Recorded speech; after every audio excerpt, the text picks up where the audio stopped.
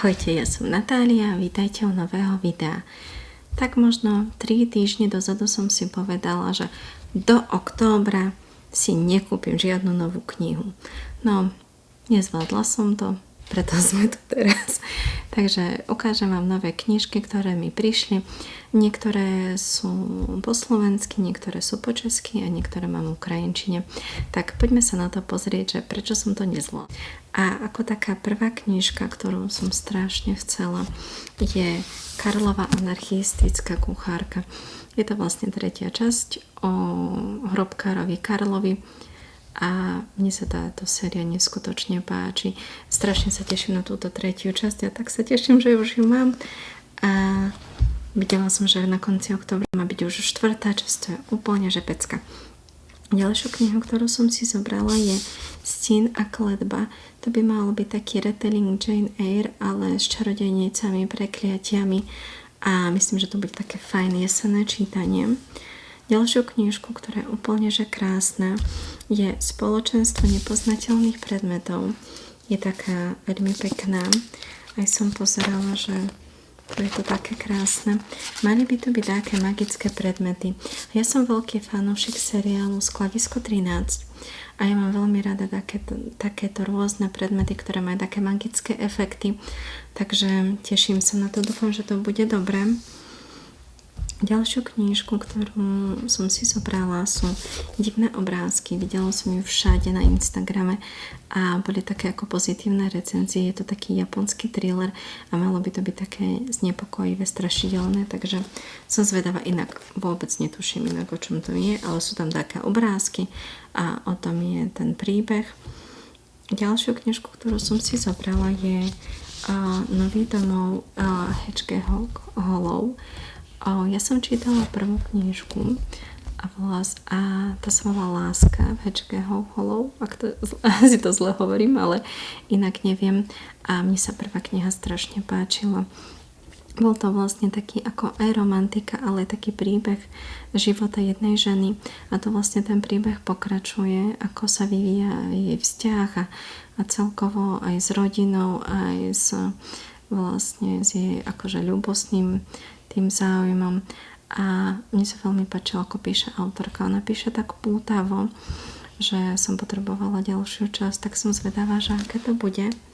A toto mám také lepidlo, neviem, ako to mám dať dole. A ďalšiu knižku, ktorú som si zobrala, je Pomsta je krvavá. Toto je vlastne také, neviem, či dark romance, či thriller. A vlastne je to tak, že týchto častí je 5. V tejto knižke sú prvé 3, potom druhé by mali byť ďalšie 2. A sú to také kratšie tie knižky, čiže preto sa aj zmestili do tohto jedného príbehu.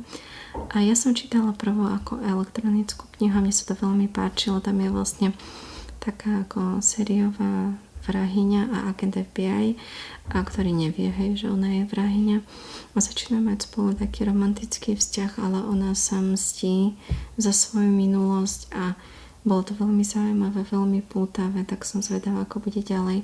Ja som najprv nechápala, aká je oriezka, potom som pochopila, že to je vlastne takto akože žena, že je chrbát, tak to je. Chvíľku mi to trvalo, kým mi to došlo. Potom ďalšiu knižku, ktorú som chcela, už vyšla dávnejšie, ale je to Sluncem ožárený od Brandona Sandersona. Je to vlastne jeho 4. tajný projekt a patrí do Kosmíru. Teším sa na to, ale počula som, že túto knihu treba čítať po Mistborne a po archíve, čiže to ešte mám čas, keďže archív som prečítala 3 časti a Mistborn čítam prvú. Ale táto knižka má také veľmi pekné spracovanie, lebo sú tu takéto obrázky. A jeden som tu videla, čo sa mi strašne páčil, tak vám ho ukážem. Takýto. Neviem, čo to je, ale strašne super to vyzerá. Takže teším sa na ňu. Neviem, kedy sa k nej dostanem, ale tieto tajné projekty sa mi páčia. A potom mi prišli ešte 3 barličky. To mám ukrajinské knižky. Teda ako v ukrajinskom preklade. Tak poďme sa pozrieť na to, čože tu je. Tak to ešte porozparujem. Neviem, v ktorej krabici sú ktoré knihy, ale ak sú preložené po slovensky alebo po česky, tak len to sem dám. A keď nie, tak dám anglickú obálku niekde tu asi. Takže poďme sa na to pozrieť, čo tu je. Tu mám 3 knižky. Prvú mám 3 prečetá a ona je Právo na čary. Neviem, či to je čaroprávnosť alebo tak, ako sa to volá v preklade. Ale ja som si zobrala túto verziu. Myslím, že po slovensky aj po česky. Keď som pozerala. A túto som si zobrala hlavne preto, že som videla, že majú také rozdelenie tých kníh. Lebo to je vlastne kniha z plochozeme. Áno. A toto vlastne je také pekné rozdelenie toho, že ktorá kniha patrí do ktorého toho cyklu. Čiže to ma veľmi zaujalo, tak som to chcela, že aby som vedela, kde čo je. A to mám len, že komu kniha patrí. Som na ňu zvedavá, dostala som na ňu radu, že je vraj dobrá, lebo čítala som od neho Mord a mne to dáko nesadlo, ale chcela by som vyskúšať, lebo tých kníh v tej plochozemi je 30 niečo, 31, či viacej, nie som si teraz istá, hej. Nebudem ich teraz rátať, ale vyzerá celkom veľa. Ďalšiu knižku, ktorú mám, je vlastne pokračovanie Lights Out. Malo by výsť, myslím, že na jeseň aj v češtine. Tak, ale zobrala som si túto, že to vyskúšam. A pre mňa bola nie až taká dobrá, ale možno táto je vraj úplne iná. Čiže je to taký dark román a uvidíme, že či sa mi bude páčiť. Ďalšiu knižku, ktorú som si zobrala, je Heaven's Official Blessing, 6. časť, a taká je malá. To je taký ako čínska mytológia Danmei, čiže vzťah medzi dvoma mužskými postavami. A celkovo má táto séria 8 častí, ale vlastne je to ako jeden príbeh rozdelený do 8 kníh, čiže vlastne kde skončila prvá časť, pokračuje druhá a takto. V tejto knižke sú aj také pekné ilustrácie, ale fakt je taká maličká. Ma to až prekvapuje, no okolo 300 strán má drobná. Dobre, poďme na ďalší balíček. Tady to mám.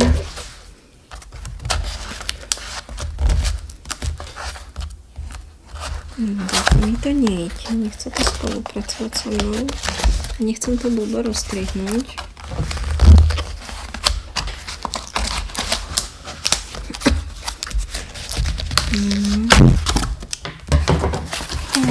No toto je krásne zabalené.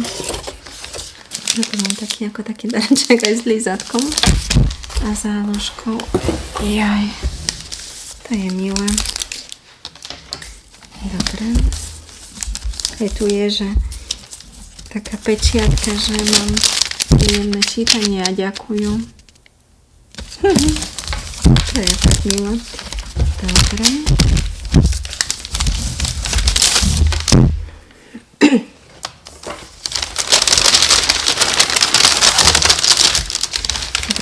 Dve knižky. Prvá je Čierne srdce. To je vlastne 4. časť série, kde prechádzajú princezny Fairy cez zrkadlo. Je to také romantické fantasy, veľmi jednoduché. Ale mne sa to celkom páčilo. Čítala som už prvú časť a tá bola fajn. A chcela som mať 4. Vlastne by som mala celú sériu. Lebo tieto knižky sú také veľmi pekné. Taká má peknú obálku, oriezku. A čo sa mi veľmi páči, tak tu má art tých postav, o ktorých je táto časť. To je vlastne to isté. A aj vlastne tu je taký kvietok. No, je to také fajné čítanie. A druhé by malo byť Prekliatie víťaza, ale neviem, ako sa to volá po anglicky, asi to nebude. Hej, tak sa to volá Prekliatie víťaza. Neviem, či to máme my preložené po slovensky. Ale malo by to byť taká, myslím, že young adult romantasy, ale počula som, že sú to aj také drsnejšie momenty, kde vlastne je dcera generála z jedného národu a bude vlastne ten chlap, bude či jej otrok, alebo či jej slúha a začne byť medzi nimi taká romantická linka, ale vlastne každý bude pracovať aj pre tú svoju vlast. Čiže som zvedavá, že čo to bude. Vraj je to veľmi dobré. Je to z trilógie, tak idem to vyskúšať. A ďalšiu krabicu tu mám. Zrieme sa na to.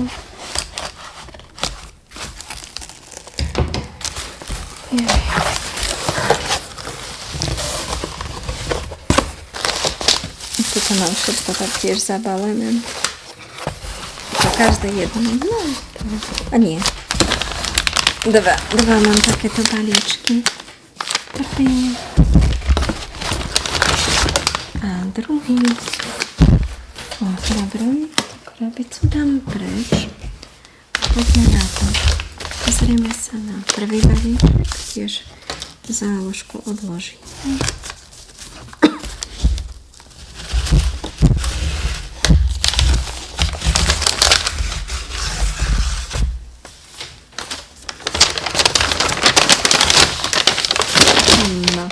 Toto je krása, toto som tak chcela. Dobre, prvú knižku mám Drákulu a veľmi sa mi páčilo to vydanie, takže preto som si ho zobrala.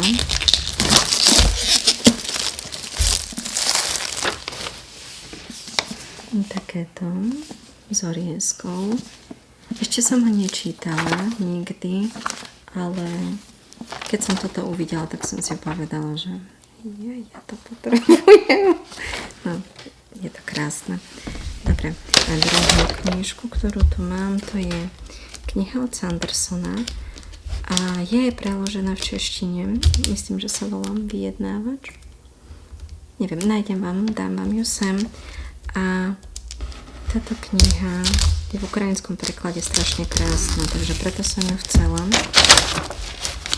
Má aj vo vnútri ilustrácie, nemá oriesku, ale sa mi aj obálka, aj tie vo vnútri arty.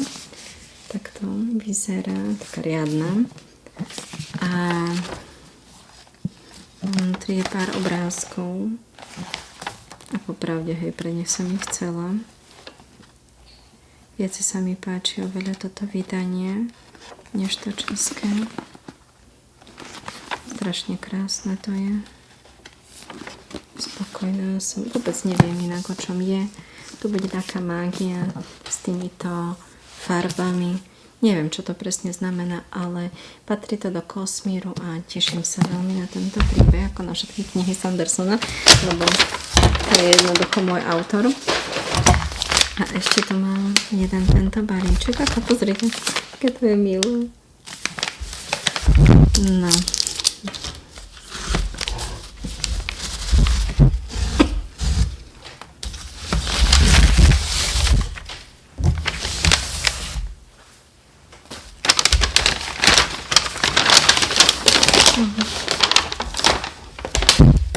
Tu mám dve knihy od jednej autorky a počula som tiež na ňu veľkú chválu a myslím, že nie sú preložené, lebo som pozerala, či náhodou nie sú. Prvá kniha sú Čarodejnice z Vardem a mal by to byť taký príbeh silných žien. Je to veľmi dobré. Ja viacej ani veľmi neviem. Viem, že tam je taká oblasť, kde ženy posielajú, keď ich obviňujú z čarodejstva. A mala by to byť, myslím, že aj také mystické elementy. Uvidím. A druhú mám tiež od tejto autorky.